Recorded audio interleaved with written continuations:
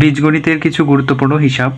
X plus x plus x equal to হবে 3x। যখন যোগ হবে তখন চলকটা শুধু হবে, এখানে 3টা এক্সের জন্য সহগটা শুধু হবে, সহগটা হচ্ছে 3।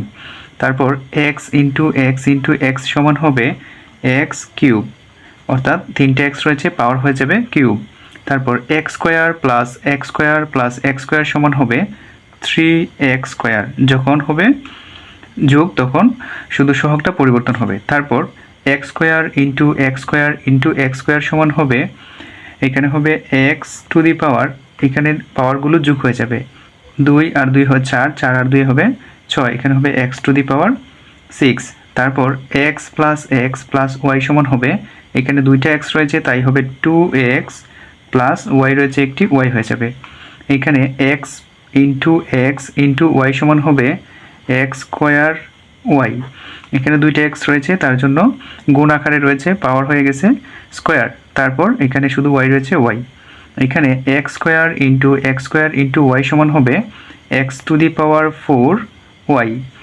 এখানে এক্স ইন্টু 3 প্লাস ওয়াই সমান হবে 3x প্লাস ওয়াই।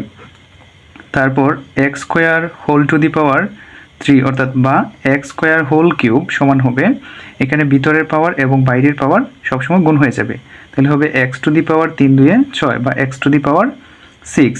তো এখানেও সেমটাই হবে, এখানে এক্সের উপর পাওয়ার ভিতরে রয়েছে 3 এবং বাইরে রয়েছে 2, দুইটা গুণ হয়ে যাবে, 3 2 হবে 6 বা 6। তারপর X square into x cube সমান হবে, পাওয়ারটা যোগ হয়ে যাবে, বৃত্তি যখন সেম থাকবে তখন পাওয়ারটা অবশ্যই যোগ হবে, তাহলে 2 আর 3 যদি আমরা যোগ করি তাহলে হবে 5, অর্থাৎ এক্স টু দি পাওয়ার 5। এখন এইখানে রয়েছে x square plus x cube, তো এটা আর কিছু হবে না, x square plus x cube বসে যাবে। এখানে যখন গুণ থাকবে তখন যোগ হবে, কিন্তু যখন যোগ থাকবে তখন পাওয়ারটা যদি 2 রকম হয় তাহলে কিছু হবে না। তারপর এখানে x square whole cube plus y square whole cube সমান, এখানে এক্স স্কোয়ারের ভিতরের পাওয়ার এবং বাইরের পাওয়ার গুণ হয়ে যাবে, তাইলে হবে X to the power 6 plus, এইখানেও সেম হবে ওয়াই স্কোয়ার হোল কিউবটা ভিতরের পাওয়ার এবং বাইরের পাওয়ার গুণ হয়ে যাবে, তো 3 2 হবে 6, তাহলে ওয়াই টু দি পাওয়ার 6। এইরকম করে বীজগণিতের হিসাবগুলো যদি আমরা করি তাহলে ভুল হওয়ার সম্ভাবনা থাকবে না। আমরা এইভাবেই শিখে যোগ বিয়োগ এবং গুণ করতে পারবো অবশ্যই। যদি ভিডিওটি ভালো লাগে অবশ্যই লাইক কমেন্ট এবং শেয়ার করে দিবেন। ধন্যবাদ সকলকে।